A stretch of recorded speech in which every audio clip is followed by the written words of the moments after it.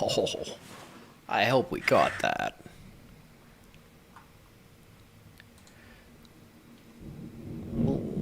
Yes, it is loud outside. Okay, we are live. I hope, yeah, it did show up. Okay, just saw that. We did get that lightning strike. I'm going to go back and grab that one. I wanted to show you why it was so incredibly loud outside, and that that lightning strike right at the beginning of the video was pretty incredible. So, making sure my volume's down there. I wanted to just kind of bring us on here, take a look, see what's going on out there. We have lightning and thunder going crazy around here, praying we don't lose power at the house. I'm still, I need to contact Ward Electric because they are one of my sponsors, and I got to get something that runs this stuff should we lose power. If not, I will go to the backup of me on my phone and all that good stuff. But looking outside right now, we do have heavy rain falling. We have lightning also out there. And let's see. Did I catch the lightning? I did, Kristen. I definitely did. So yeah, that's... Oh, that one was close. That was real close. I think I just watched lightning strike my house there. All right. Well, this has been fun. I'm going to go ahead and take a look at radar now because I could look at this all. I don't know. Yeah, we're not going to get better than that. All right. Let's go on over and take a look at what we have going on right now. And the only reason I was kind of staying on that view was because we have no tornado warnings. These storms are, again, as I was saying earlier, these are elevated above a stable layer near the surface. We're still in the 50s here, so it's not like we're not seeing that surface-based instability that we see on those days when we're in the 70s and 80s and we have cooler air aloft coming in, which we do have that, but all that is going on several thousand feet up. So these thunderstorms are rooted higher above the ground. That means that we can see hail. It's possible we could see a damaging wind gust because of the other factors going on, but this is not the setup for tornadoes, so that is your good news right there.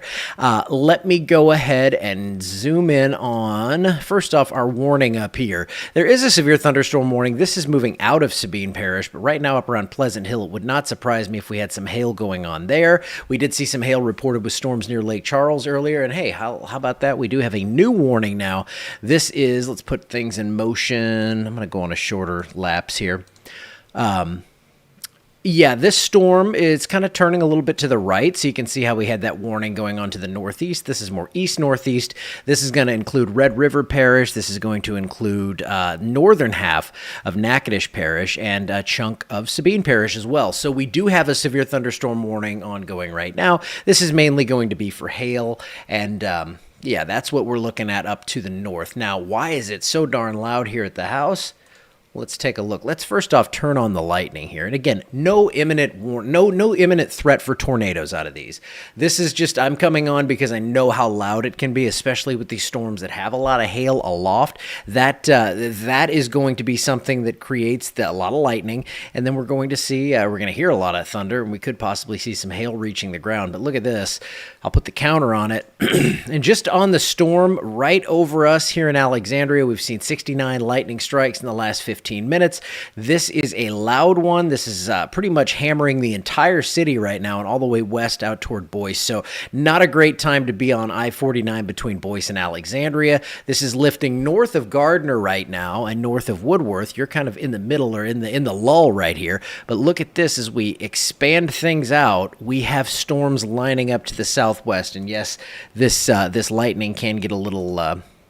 can be a bit much. So what I'm going to do here is show you that we have a flood warning for Lake Charles, and then we have these storms that are going and they're training off to the northeast. So with that training, we could see some flooding issues. These would be brief. I don't foresee this being some huge, crazy urban flood threat or something like that. But if you are traveling along 165 from Alexandria to Lake Charles, anywhere in between, not a good trip for the next couple of hours. Now, if you're heading out of Alexandria and you're heading toward Baton Rouge right now, things not looking nearly as bad. This is all going to fill in later on, but for right now, this is going to be your worst travel zone up on 49 here in Natchitoches Parish into into, I guess, DeSoto Parish and parts of Red River, we're going to see that to where that warning is, we're going to see some issues.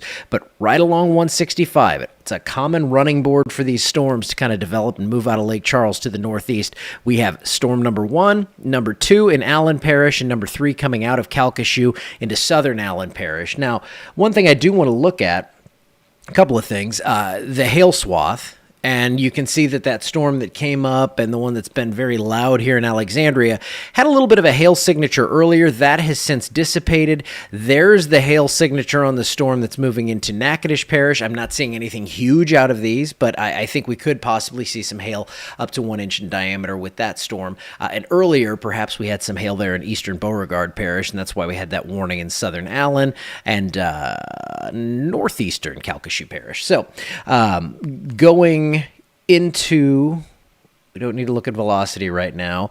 What we need to do is pull that radar back up. Oh, I know what I wanted to do. Going into the accumulation mode. Let me pause things here. I'm going to show you the last 3 hours worth of rainfall. And we've had some heavier totals. That's where we have that warning going on right now, that flash flood warning for Calcasieu Parish. Nothing crazy up this way right now, but we can see some of these totals, 1.5, 2 inches of rain in the last 3 hours.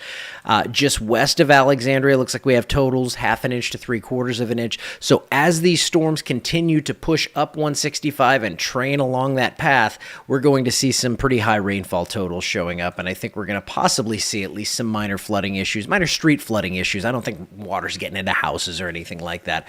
But some very heavy rainfall and some very loud storms. Let me pop up the lightning again and show you, 1, 2, 3 pockets of heavy lightning and heavy rainfall, possibly some small hail out of these storms. And if they pulse up a little bit, we could see those become severe as well. The biggest game in town right now, warning-wise, is going to be this storm with a severe thunderstorm warning that expires at 1:30, and this is for Natchitoches and Sabine Parish. If you are in that area, it's pretty loud right now, and then that highest hail threat looks like it's going to stay probably north of Campty in the extreme northern parts of Natchitoches Parish, and then we have this batch of storms here, more filling in out in Texas. That warm sector is still way down south along I-10. If we start to see some storms fill in down this way, this is where we could see the severe threat get high quickly because we have that surface-based instability, and there could be that threat for tornadoes a little later on today, especially down to the south. But for now, it's loud. We saw the lightning on the sky cam. Let's take one more view before I get on out of here. Just wanted to kind of give you a quick, hey, how you doing? So I'll jump into show prep, and you can see we've kind of slowed down here in Alexandria. Things quieting down just a little bit. For now, we have more storms coming up the pike, and I'll be watching them here. Tom and I are going to be watching things all day and evening until that severe threat goes away. When the severe threat does go away, it looks like a little more rainfall, which good thing, because we certainly do still need lots of rain in the area.